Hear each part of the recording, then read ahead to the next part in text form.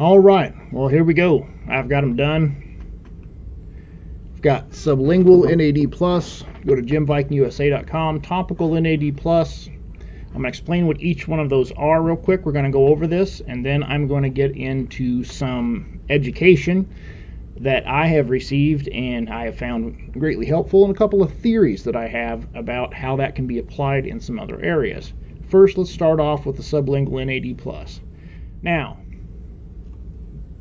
why sublingual? Well, sublingual gives an obvious advantage for absorption, although NAD+, the problem with it isn't necessarily absorption. It's very water soluble, it's very readily absorbed. The problem with NAD+, and why it's not a more popular supplement, is because as soon as you ingest it into your digestive system, follow me here, it starts to be broken down into its own metabolites, okay? So basically it turns into a precursor of other less useful derivatives. So what the sublingual route does is it gives us an opportunity to go to avoid the gut, to avoid that breakdown, and to go straight through the mucous membrane here onto your tongue. So with that in mind, it is also complex in hydroxypropyl beta cyclodextrin. There's no black pepper in it. This is completely, to me, nearly tasteless. It's clear, very simple product, but it's complex in hydroxypropyl beta cyclodextrin to give it that stability. That's the issue with NAD+. So once it even goes into your bloodstream, from there, you should have your body, it should be being broken down in your bloodstream slowly so it can be used as opposed to just immediately, gone through. So that should prolong its half-life to some extent. It should add to the stability of the product. Now, for topical NAD, what is topical? Okay, topical means it's just supposed to be put on your skin, okay? So this is not for oral consumption. Why? Number one, it contains benzyl alcohol. Benzyl alcohol is a great antimicrobial, antibacterial for cosmetic products and products that go on the surface of the skin.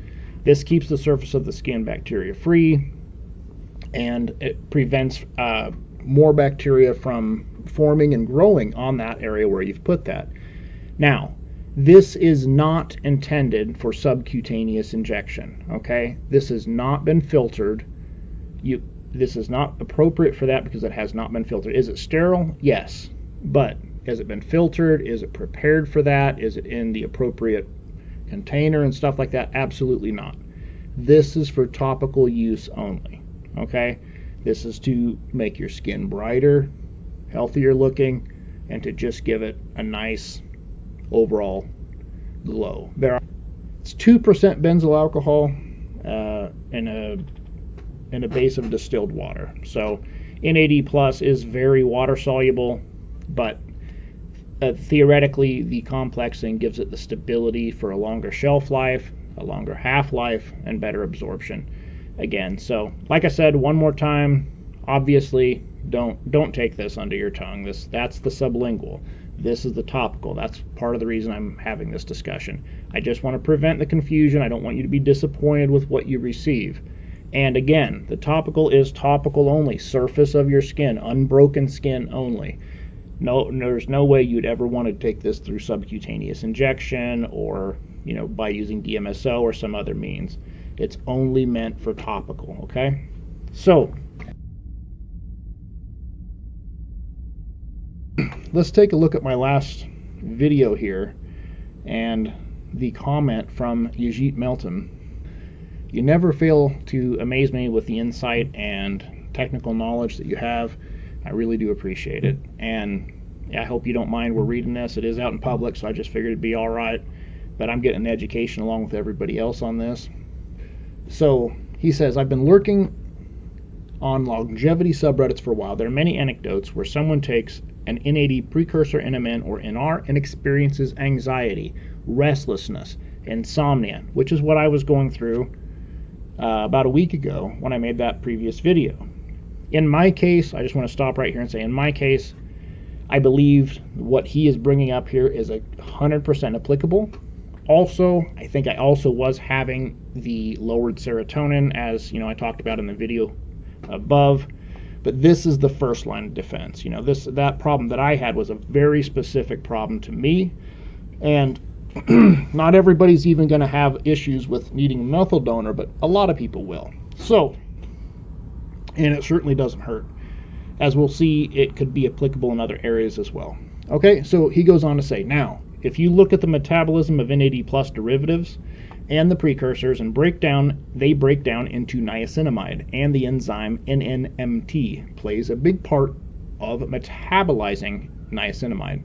NNMT methylates niacinamide into 1-methyl niacinamide using SAMe as the methyl donor group. So what he's saying is we rely on the methylation process to metabolize niacinamide.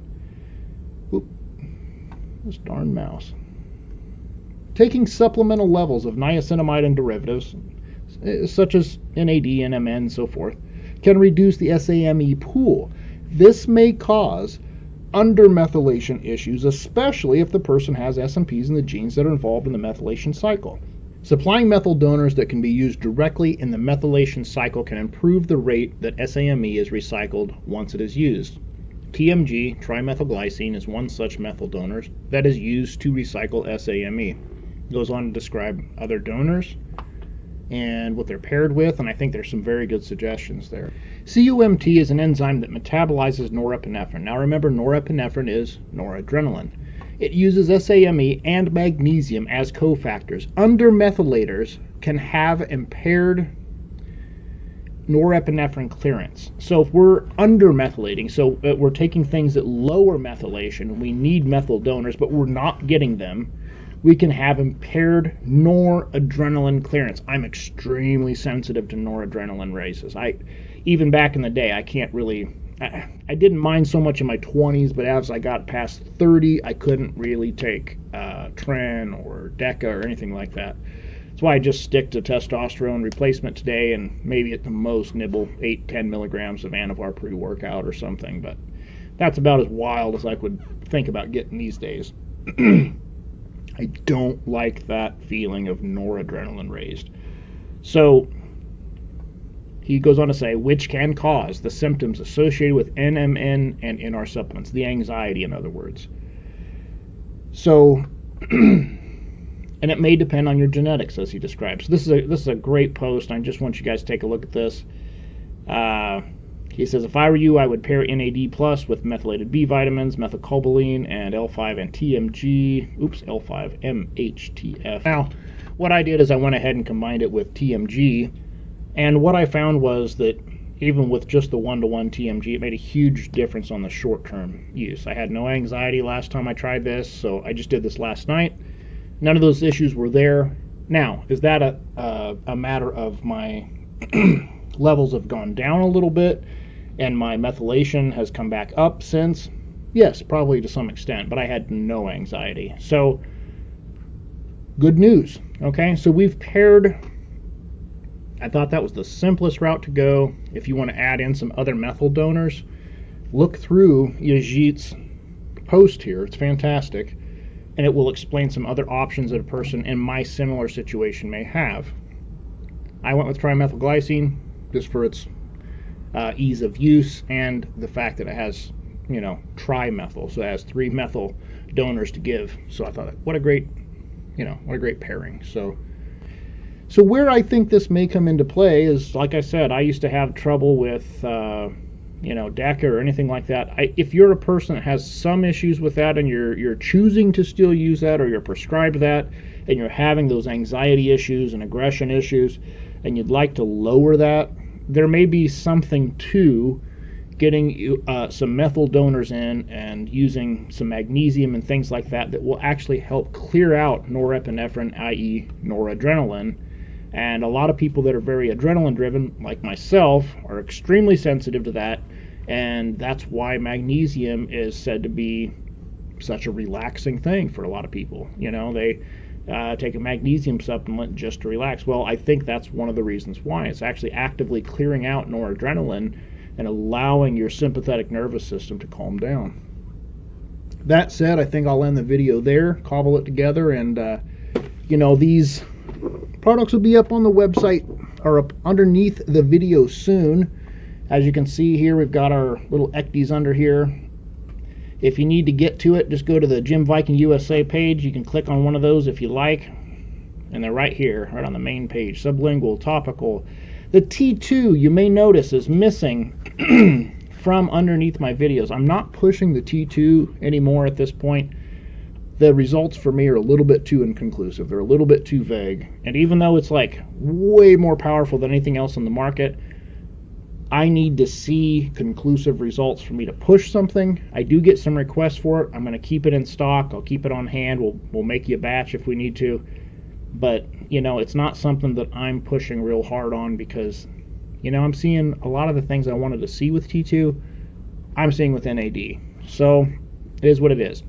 If you guys want T2, that's fine. I'll make it for you. It's cheap, $19.99 for a bottle. Lasts you quite a while.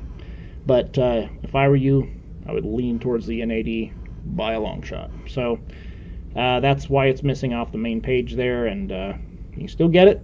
But anyway, check out the NAD. I think you'll be pleasantly surprised.